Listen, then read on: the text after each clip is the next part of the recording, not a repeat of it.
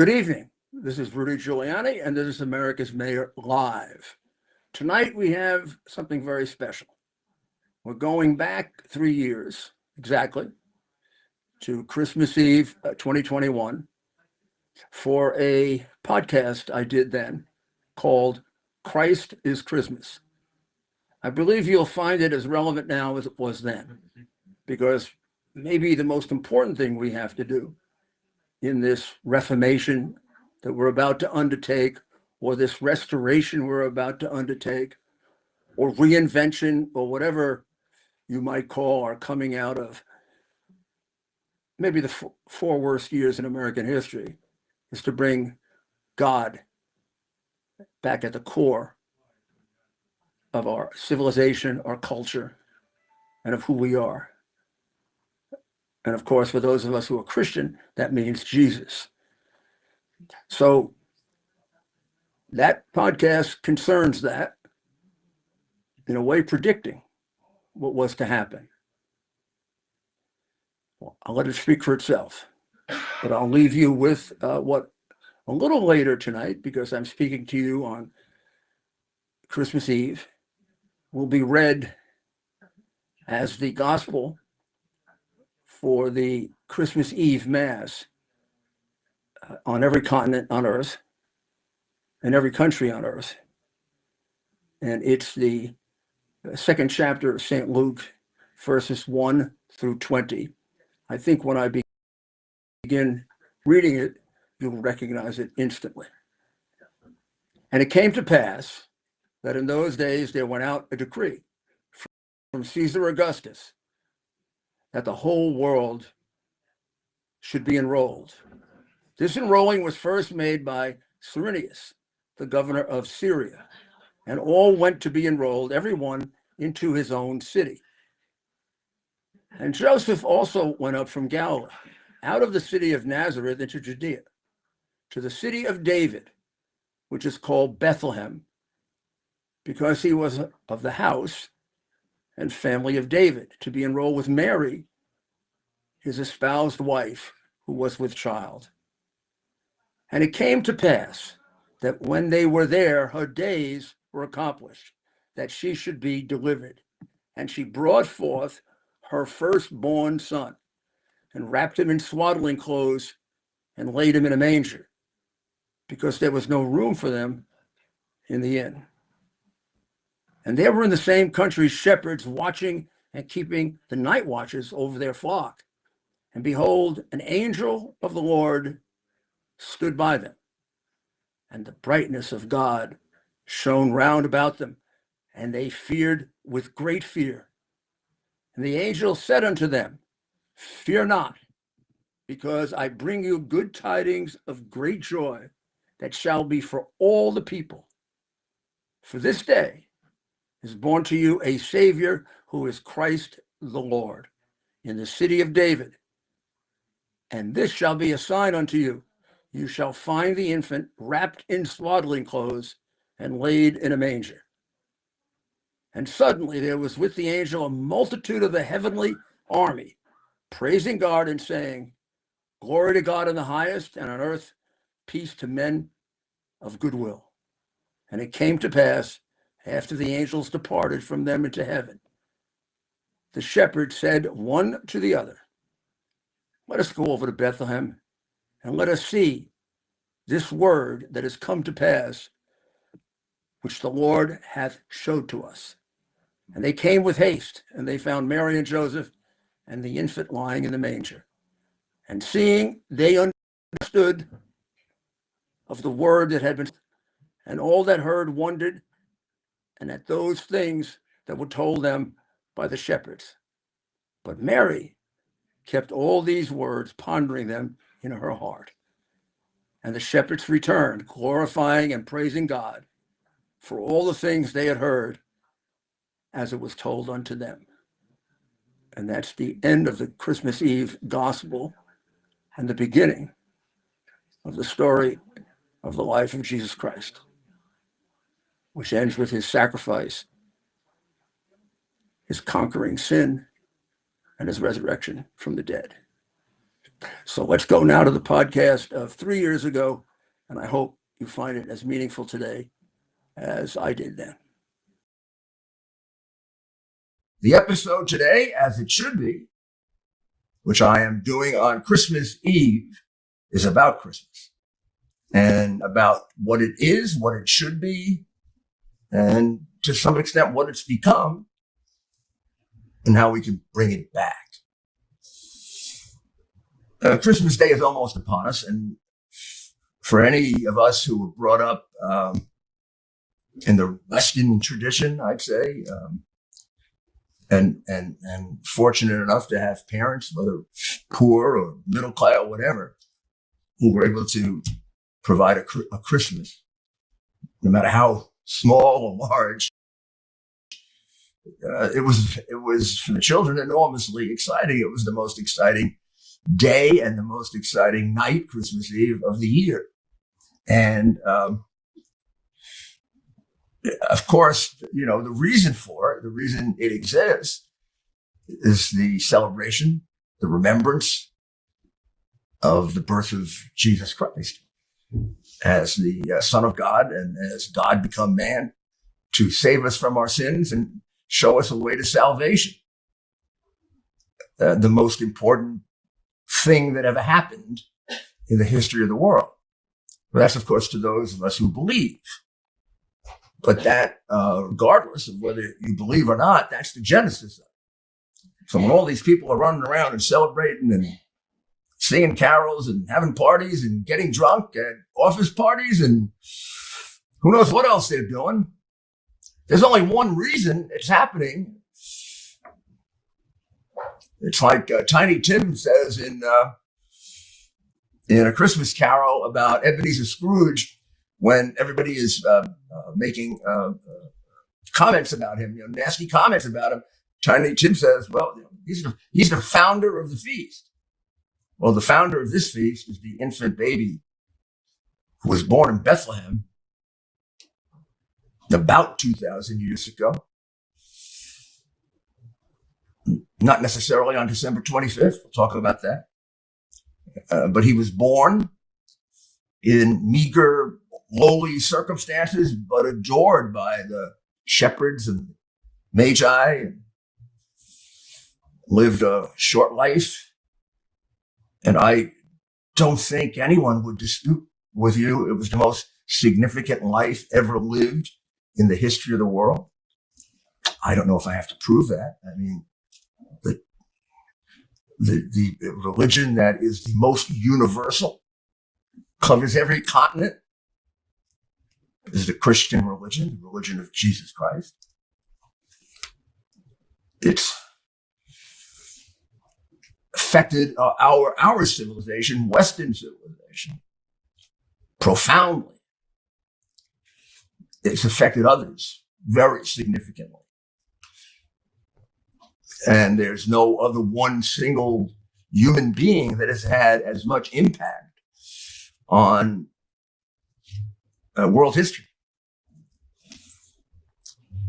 Tonight, this is Christmas Eve, as I said, when hundreds of millions of Christians celebrate Christmas Eve. They'll read the same gospel on every single continent in every language imaginable. And they'll read about Mary and Joseph having to go to Joseph's town to register for the first census, and having to leave what you would call now mid-north, north of Israel, to the south of Israel, Bethlehem, which is now in the Palestinian Authority. Short trip by car now, a long trip by donkey then. They'll all read the same thing. And it's from the emanation of that all of this has come about. And this magic night takes place. Now, the magic night takes place because of things you might regard as somewhat frivolous. I look back when I was 10 and 12 and 8 and 14 and to not being able to sleep the night before and wondering what was under the tree and when I believed in Santa Claus. Was I a good boy or not? And like the young man in The Christmas Story, which is why it's so popular. Was I going to get the Red Ryder BB gun? I was in Brooklyn and then in Long Island, and BB guns weren't too popular there. But having watched that movie now, I wish I had gotten it. But whether the child is wishing for the toy rifle or a bicycle or a basketball or a football or a basketball court or a beautiful new coat, lovely doll, it's special and it stays with you.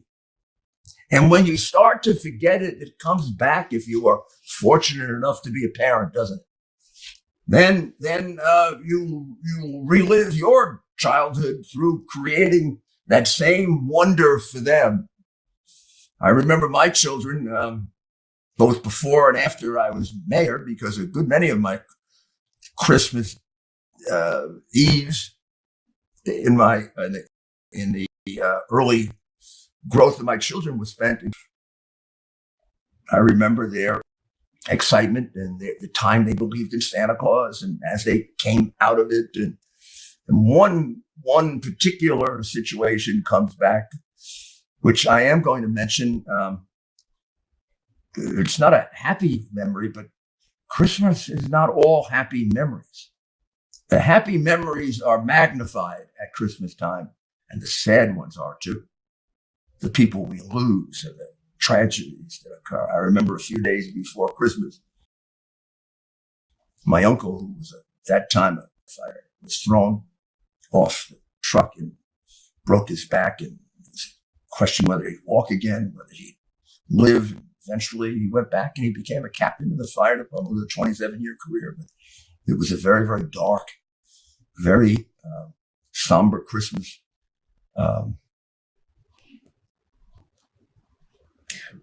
Then I remember my first year as mayor. Obviously, I can tell you the date, December 24, 1994. I went to midnight mass at St. Patrick's Cathedral with my wife, Donna. And I do believe we brought Andrew. I just quite can't. He was right on the cusp of the age at which you would bring him. And we left Caroline with my mom, and with the family that used to come to a Christmas Eve gathering that I would have when I was the mayor. And some would come to St. Patrick's and some would stay at the house. And the mass was over. It was beautiful. And the cardinal had a small gathering afterwards. And we stayed very short time because of Andrew, that he blessed Andrew. It was always a religious experience to be with John O'Connor. And for me, a very, very uplifting one. I came home and I had to put together two toys. I remember one was a dollhouse and the other was something for Andrew. And I got a dollhouse together, which is kind of strange because I never had a dollhouse. And whatever I put together for Andrew, I did have. And I kept my suit on. I never bothered to change because you know how you get about those things. And then you put one A into B and B into C and C into D and D into F and G and all of a sudden it falls apart. And you put it together, it falls apart. And now you're thinking, my God, you're making noise and wake up the kid. It's going to blow the whole Santa thing. And he was at the age where, he's beginning to look at me funny when you do the Santa Claus thing. Caroline was in it for all it's worth. And all of a sudden, I got a call from downstairs where the police station was, the police guard station. And they said, Mr. Mayor, a police officer was shot in Manhattan. They're rushing him to NYU Hospital. And we know you want to be notified of these things right away. I said, let's get started. Everybody gets started. I said, well, we haven't heard from the police commissioner yet. It was Bill Bratton at the time. We haven't heard from the police commissioner. And we always have this protocol that, he's going to go over it with you first, so you're not surprised. And so we don't walk into a difficult situation. I had been known to show up in difficult situations. So I said, okay. I went back to putting, but I was so disturbed. I really was. And we had a firefighter right before that. Christmas time always seemed to be a time when we had serious injuries to our firefighters. Very often had deaths to our firefighters, largely because of the Christmas trees, but just for a whole host of reasons. But police officers, not as much. And I was working but I couldn't pay attention, and I was getting worse and worse at putting the thing together.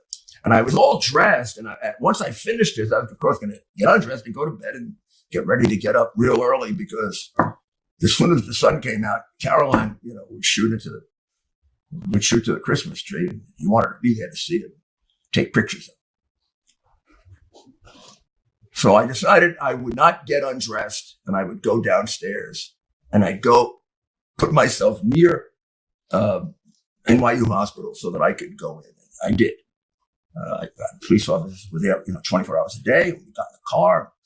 I never used these sirens in and around Gracie Mansion unless it was a really, really important, significant emergency, because I had a fundraiser once when I was running for mayor, because the people who lived there were offended that David Dinkins used to do that. And they raised money to make me mayor and promised that I'd only use it if I had to. And things like that stay with you. So I didn't need this. I didn't need it because I wasn't sure if I should be there or not. But, we moved out pretty fast, and there was nobody on the road. And the whole distance is about 3 miles. We were there, and we were 2 blocks away. And Bill called me and said, "Mayor, I don't think you should show up for this one." I said, "Oh, why, Bill?" He said, "Well, we're not sure yet, but I think it was a suicide." This young man was very, very depressed. His girlfriend left him, and he's been calling her all day, and they've been having a fight all day. And he's been going in and out of Smith's bar, even though he shouldn't, while he was on duty. It's right near 42nd Street. Gone now. And apparently got very, very drunk, and got off duty and walked over to Smith's bar, went into the back where he had been drinking all day, and all of a sudden they hear a shot, and he looks like he blew his brains. Whoa. I said, "Bill, I think I should go." He said, "But you don't want to get." I said, "We're not going to. Let me come in backwards, back." So I did. I came in the back door. I spent time with him, some of his family, and showed up and tried to do the best that I could to talk to people about the complexity of life and the fact that his life, it was an important life, because who knows how many people he saved. Whatever happened to the complexity of the human mind, and God will fix it. I don't remember really exactly what I said. And I went back to Gracie Mansion, a different person. You go in 2 seconds from the most beautiful things in life. The birth of the baby Jesus, which we celebrated at having communion. Your wonderful children, you're going to make them happy. Always feeling guilty you didn't spend enough time with them as a mayor. Now devoting the night to putting together their toys, incompetent though I was. And then all of a sudden, the worst part of human life comes up. Something very hard for many of us to understand, right? The young man takes his life. He said, "I wish I had a chance to talk to him. I wish I had a chance to tell him there'll be many, many more girls, my friend. You're 26 years old. Gee, if I could just have that opportunity." I did that with 2 people, talked them down from a lot. Often it's just getting perspective. But that's Christmas, and it stays in your mind unlike anything else. And but I want to re-emphasize the fact that there's a reason for that. And the reason for that is not because of the gifts or the Christmas trees or the wonderful parties or the beautiful movies and shows and great music and the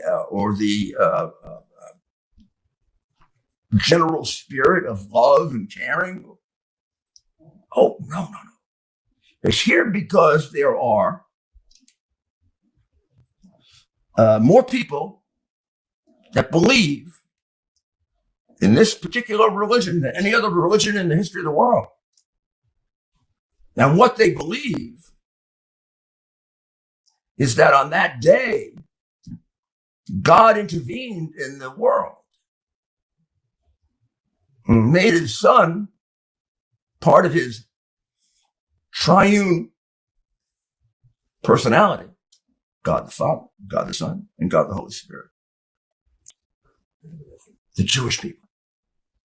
My goodness, the human beings are so important that God talks to them. God communicates with Moses and the prophets, and even seems to have some arguments with them. If not arguments, discussions, differences. Forgives them at times when they are disloyal, brings them back. And then the ultimate. Man is made in the image of God. I think I remember in my catechism, man is made in the image and likeness of God. That makes man, woman, humanity very important. It makes human life sacred. Of course, it's underlined in the thou shalt not kill, 10 commandments that God gives directly. You couldn't make that point stronger than by God becoming man. That's the core of it. You're celebrating like this. And because more people believe that than believe any other religion. Now, you may not believe it, but if none of them did, and he never lived or nobody paid attention to him, you wouldn't be celebrating. That's the point. So I noticed an article in the New Epic Times about that great piece, A Christmas Carol.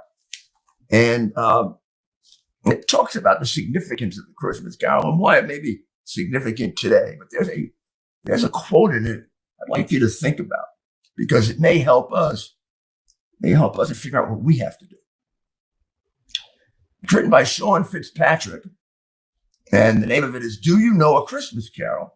And it goes on to describe the bigger philosophy or the bigger reason and the things that Christmas Carol accomplished in reviving Christmas, along with Washington Irving in America and Clement Moore, which was The Night Before Christmas. In this part of the 19th century, Christmas became much more prominent. But he writes, does Fitzpatrick, about then. Christmas is a lost and long forgotten mystery in need of a great awakening, which is the thundering and laughing message of Charles Dickens' Carol.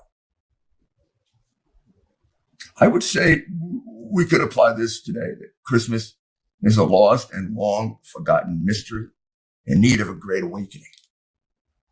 Isn't that what we should do? Shouldn't we awaken it? Shouldn't we awaken Christmas? Shouldn't we have a reformation? And even if not everyone is going to believe, because that's never going to be the case, let's make sure we put Jesus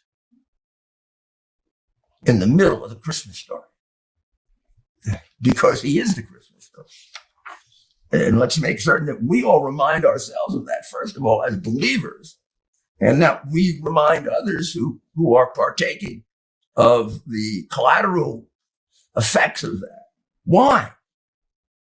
All who participate should know why this day and season is so exceptional.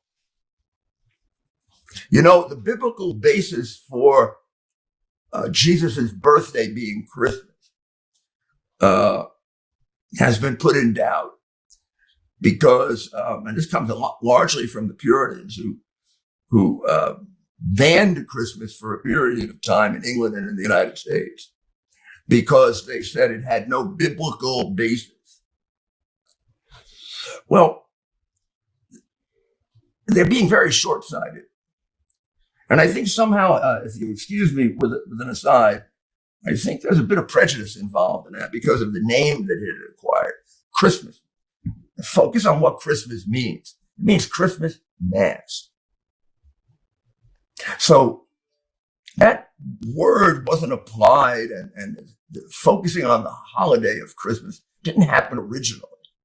When the early Christians began practicing their new religion, which many of them saw as just another version of Judaism, they did a Last Supper again, a reenactment of the Last Supper, which turned into the sacrificial part of the Mass. They sat down at a table and they broke bread and they consecrated the bread and did as Jesus told them to do this in memory of me. And that clearly is laid out in the Bible, in the particularly in the Acts of the Apostles and the Epistles. But there's no reference to celebrating the baby Jesus' birthday. It probably didn't come about until somewhere in the 2nd century, and it was originally the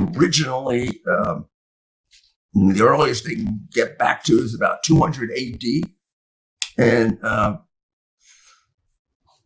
they picked January 6th as the date. And then in the mid-4th century, I believe it was Pope Julius I, moved it to December 25th. And he moved it to December 25th. And so this is another reason why Christmas is put in doubt by the Puritans. But he moved it to December 25th because it coincided with some great pagan festivals that Romans participated in, and that many of the Christians and Jews participated in because they participated in the fun part of it, the way non-believers in Jesus participate in the fun parts of Christmas. And the two, if I recall correctly, there were two of them. I'll show you how they're spelled because they're Latin words. One was Saturnalia, and the other was Juvenalia. So one was for the god of agriculture, and the other was for the god of light. Actually, a Hindu god, but the Romans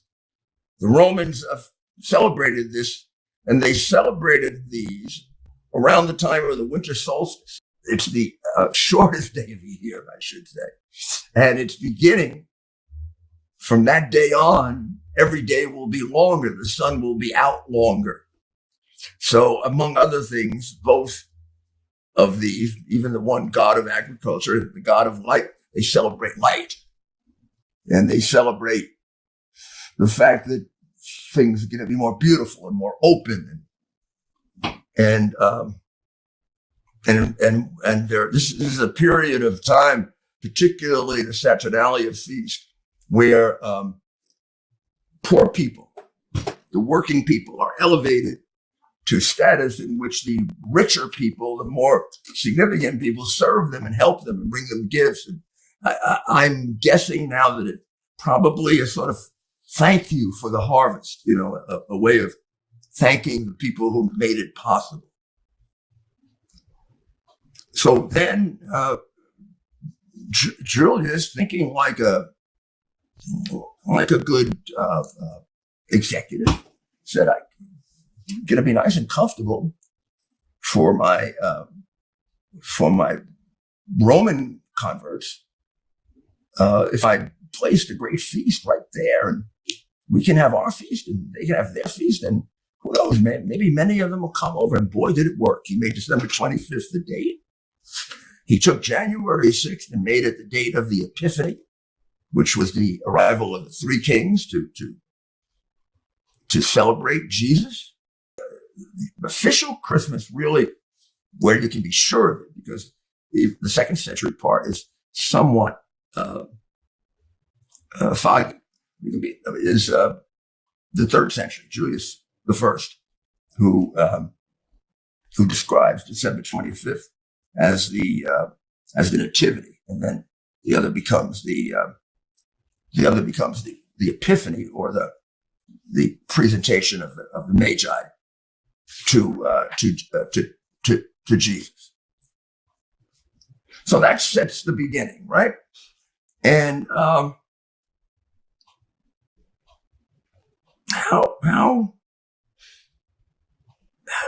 does this all become?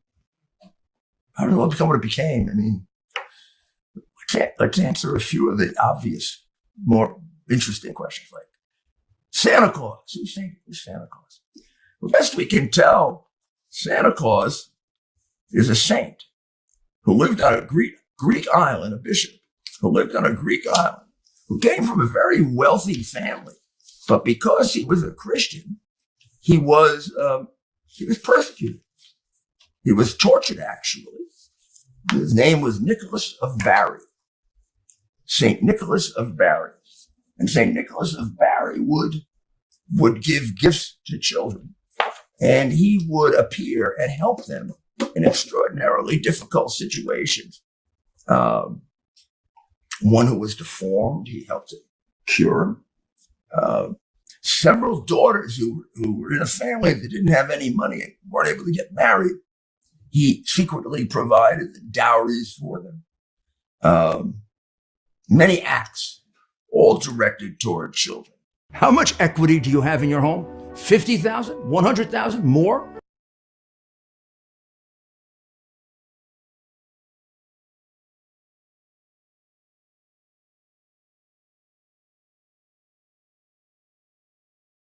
I'm ready for action. Get the Elite TV plan only through the portal. 218 channels, and it's only $69.95 a month, Wow. including your free portal. That's cheaper than everyone else. Your favorite sports, movies, news, Wow. even daytime dramas. We're talking about ESPN, OAN, Newsmax, Wow. channels you can't get anymore in certain areas. Compared to the competition, this is a way better deal. Endless selection. Not to mention all the free music channels. There's over 700 premium and classic movies all ready to go. Wow. Plus, they got catch-up TV that allows you to go back and watch what you've missed or want to watch again. Cut your cable in half and get twice as much for free. Way more channels for half the cost. After the first year, the subscription then drops to $57.95 monthly, Wow. where you change or upgrade anytime. Go to QUXNow.com and get yours today. Use promo code RUDY. Act fast. To celebrate the new year, we're having the biggest sale ever on overstock clearance and brand new products. For example, save 60% on our Goose Down comforters, the best comforters ever. They go perfectly with our MyPillow bed sheets and duvet covers. Save 25% on our brand new kitchen towels. They're made with the same technology as our famous My Towels. Our initial quantities are extremely low, so get them now before they go. Our seasonal flannel sheets are finally in. You save up to 50%, and they sell out fast every year, so order now. They're truly the best flannel sheets you'll ever sleep on. Or save up to 80% on all our clearance items. And this is where it gets even better. For a limited time, your entire order ships absolutely free. So go to MyPillow.com or call the number on your screen. Use that promo code to get deep discounts on all MyPillow products. And for a limited time, your order...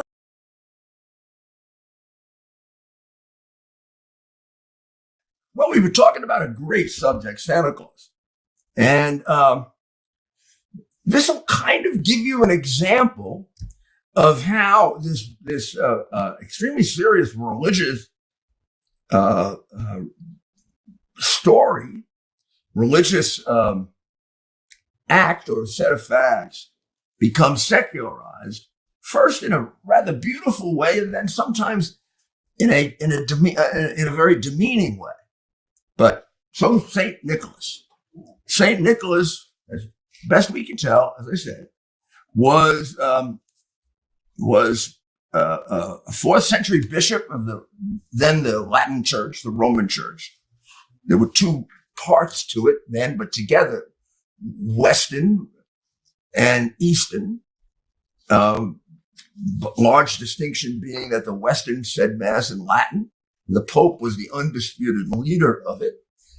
And the the Mass was said in Greek, and the patriarch was the leader of it. Or there were many patriarchs, and it was unclear as to whether they accepted the Pope as the leader.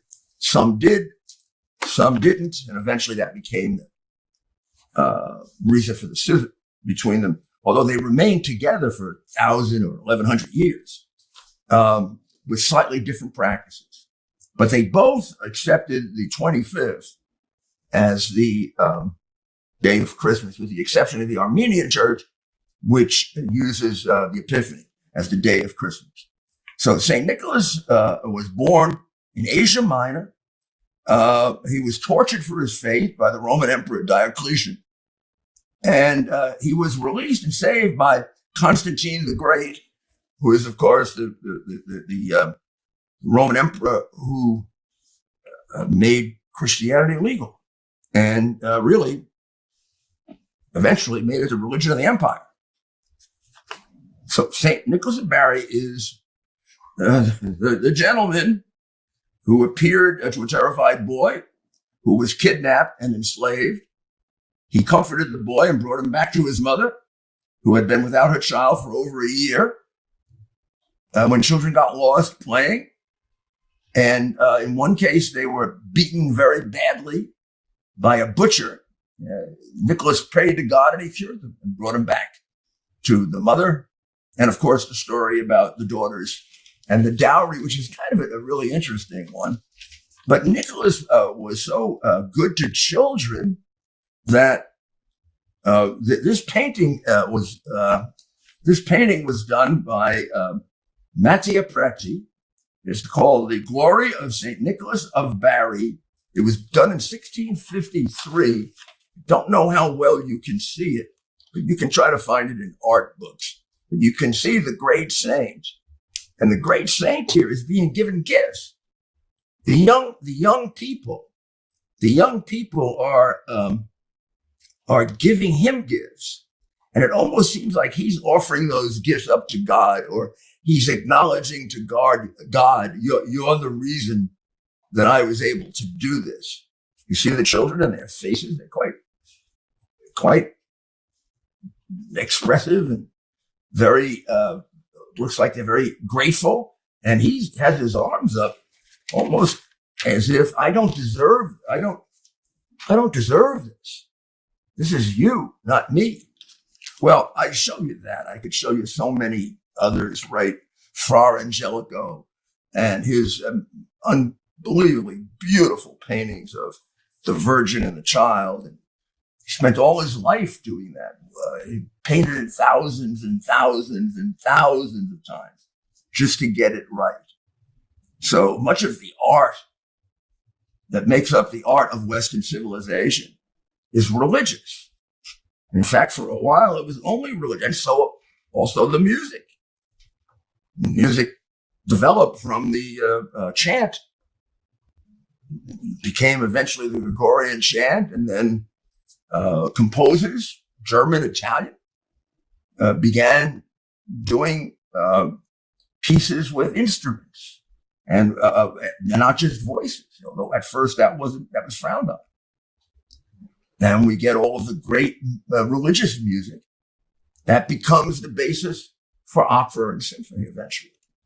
The one that I recommend, because what I am going to recommend to everyone is reading the story to your family every Christmas. We're just going to read in whatever order you want. Matthew 1, 18 to 25. That's not that long. Luke 1, 26 to 38. And then we do the Epiphany, second book of Luke, 1 to 21. And I think, first of all, that sets aside all of the claims that oh gosh, it's not appropriate to celebrate, because there was no celebration laid out in the Bible. Well, the Bible certainly lays out all the reasons why it is quite appropriate to have a celebration. A substitute for reading it would be to listen to or go to a performance of with a libretto, Bach's Christmas Oratorio, which is which was originally composed by Bach for the 12 days of Christmas in the Lutheran churches for their Vesper service in the late afternoon. And it has 6 parts, and it relates to Christmas, the second day, the third day, the Epiphany, but it borrows from the Gospels of Mark and Matthew. So you're reading the story. And you're getting also some of the greatest music ever composed by any human being, the great Johann Sebastian Bach. Not long ago, Mike Lindell, the inventor of my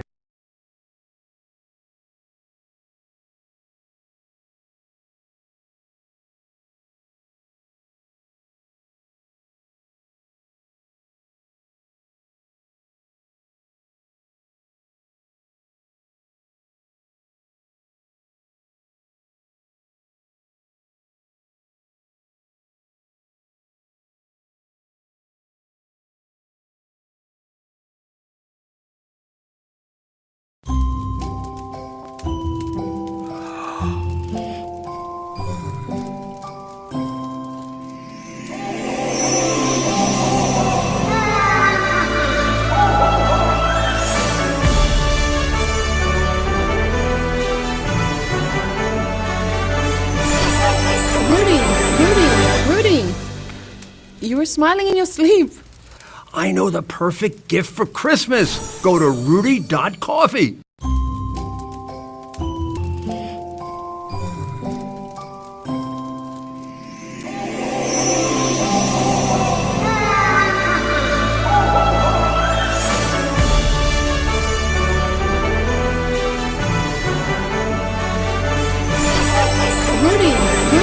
Rudy. You were smiling in your sleep. I know the perfect gift for Christmas. Go to Rudy.coffee. Christmas and the celebration of Christmas has had enormous challenges over the almost, 2,000 years. First, it wasn't recognized, and it had to be decided on as to what it was, where it was.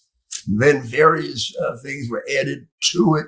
The Christmas tree, which comes from many of the traditions of bringing trees into the house at the winter time to celebrate nature, and just to create beauty, and the Santa Claus that we talked about, the giving of gifts that comes out of many different backgrounds, Roman, Northern European, Asian. Christmas went through a period of time when it was religiously doubted during the break between, not so much the Reformation, it was after the Reformation, the break within even the Protestant churches. It was the Puritans' real revolt was against the Church of England, and which was, in their view, much too close to the theology and practice of the Papist Church, the Roman Catholic Church. So it's had an up and down experience.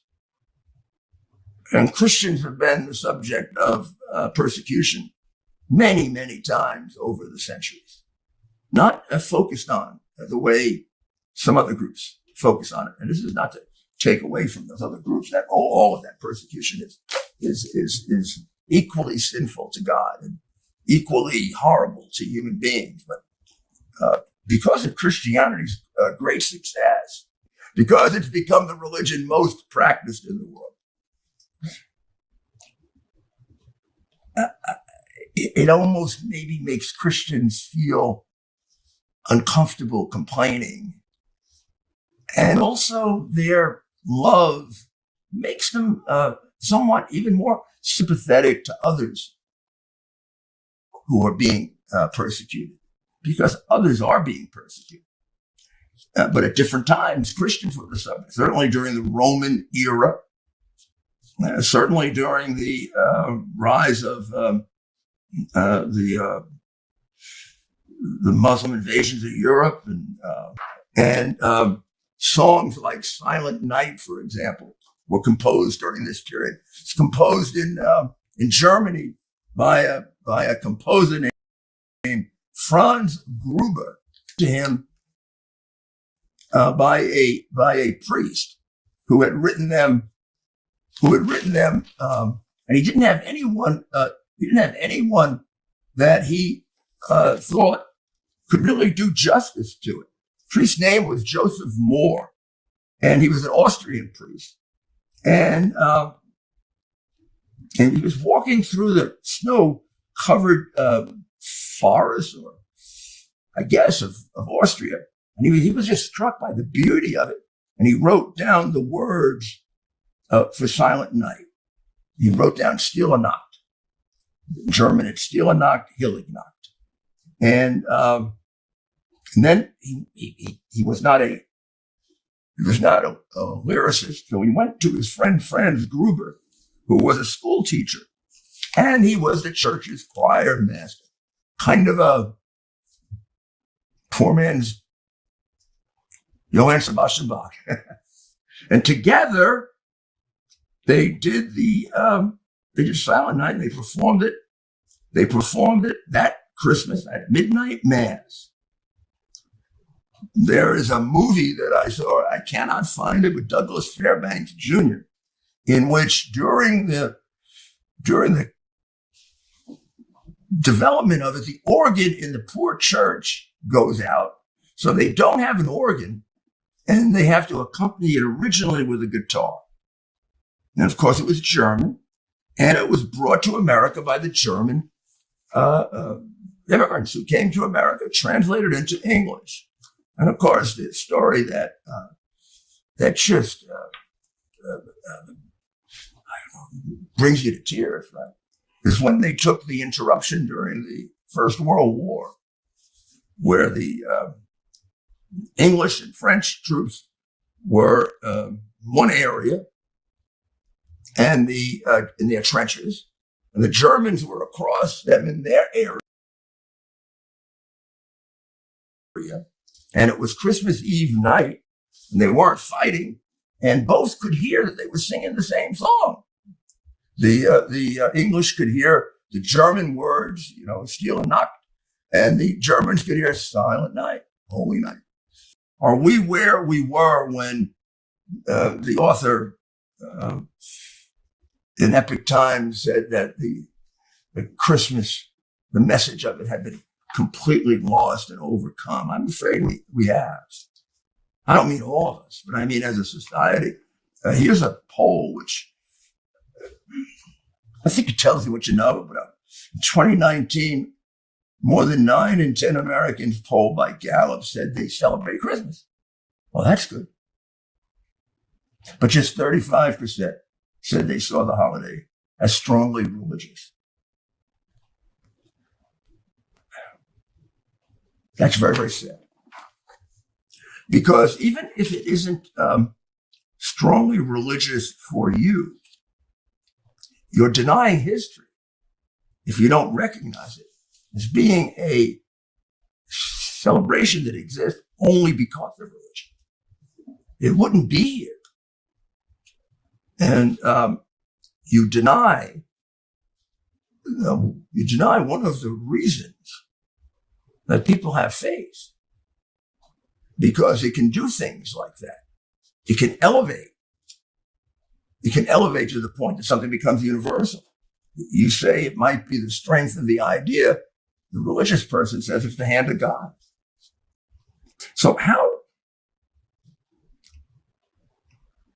do we get there? Let's come to some conclusions here.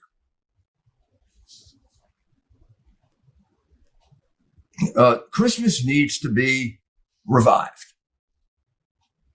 Whether we are believers, strong, moderate, or non-believers, for the education of our young people, they must know the derivation of Christmas. It is a lie to make it appear as if this is not derived from a tremendous religious tradition and from something that many people, hundreds of millions, billions of people have believed is religious and still do. You don't have to believe it, but you can't deny the history of it. That's what communists want you to do. They want nothing more than to wipe out the derivation of Christmas. My goodness. It would prevent communism if you kept to that derivation. So first, let me urge you, if you do know the story and you've broken away from it and the faith is no longer there, let me just give you a little test. So let's go back to Immanuel Kant and Kierkegaard. So they're great philosophers, right? Kierkegaard is the founder of existential philosophy. I mean, you wouldn't think he would spend so much time on religion, but he did. And very simply, they came up with the following theory: faith, belief in God, belief that God is the creator of the universe, and that there is more to this universe, meaning a life after death, than we understand or realize, cannot be proven by logic, reason, science, facts, arguments. Tremendous egotism that you know everything.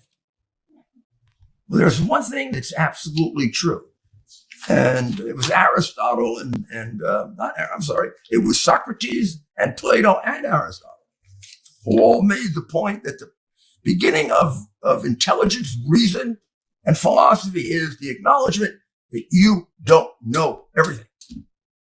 And you never will. Because there's a body of knowledge beyond you. Now, what is that body of knowledge? I can't prove to you that it's God and faith, but you can take a leap. Think of it this way. Two mountains. It's a big chasm between the two mountains. Here are all the things that get you right up to defending belief in God. There's no one that creates a bridge.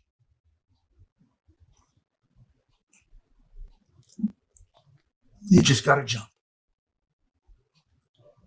And once you do, you'll see the certainty that you have. I don't know if I explained that well enough or not, but believe me, Kant and Kierkegaard, although I know when you hear the word philosophy, it sounds very imposing, explain it very, very beautifully and very easily. So one way we can reestablish Christmas is we can get more people back to the actual belief in the story. So let's make that a big part of our New Year's resolution.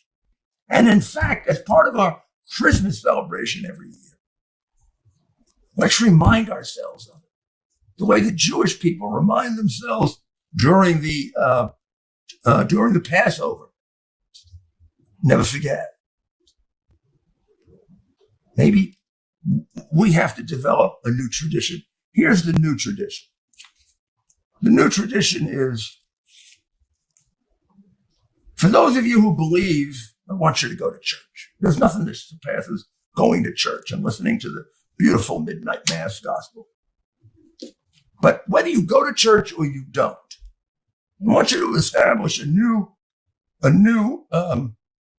ceremony, tradition in your family. I want you to read the Christmas story. sometime on Christmas Eve or Christmas Day when the family gathers, either your small nuclear family or your large extended family. I want you to go take out, it's easy. It's very short. Very, very short. And if you have a couple of people who like to perform, every family has people who like to perform, they would love to read this stuff. They would love to read it. And it depends on how much you want to read. I don't know that you need all the genealogies. I'm not even sure how accurate they are, right? But I would certainly begin with Luke. And because I think one of the most powerful stories in the Bible is the Annunciation. And the angel said unto her, "Fear not, Mary, for thou hast found favor with God. And behold, thou shalt conceive in thy womb and bring forth a son, and shalt call his name Jesus. He shall be great, and he shall be called the Son of the Highest. And the Lord God shall give unto him the throne of the father David." Then said Mary unto the angel, "How shall this be, seeing I know not a man?" And the angel answered and said unto her, "The Holy Ghost shall come upon thee, and the power of the Highest shall overshadow thee. Therefore also that holy thing which shall be born of thee shall be called the Son of God."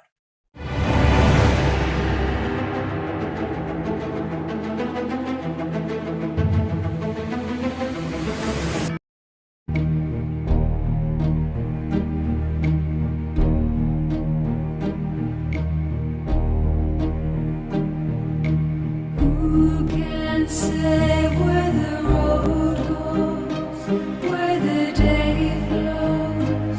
Only time. And who can say if your love grows as your heart shows? Only time.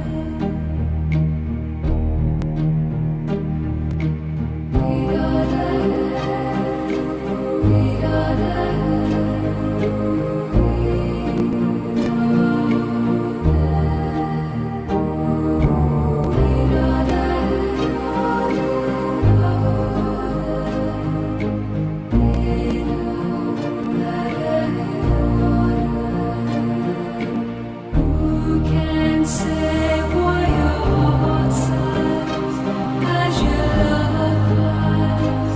Only time. And who can say why your heart cries when your love lies? Only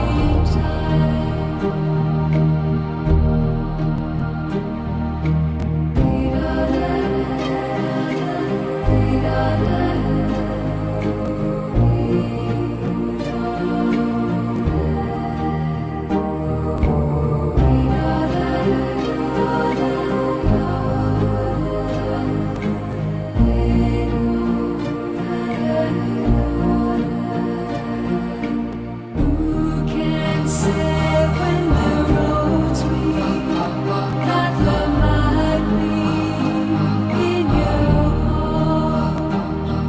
And who can say when the day sleeps if the night heals? It's our purpose to bring to bear the principle of common sense and rational discussion to the issues of our day. America was created at a time of great turmoil, tremendous disagreements, anger, hatred.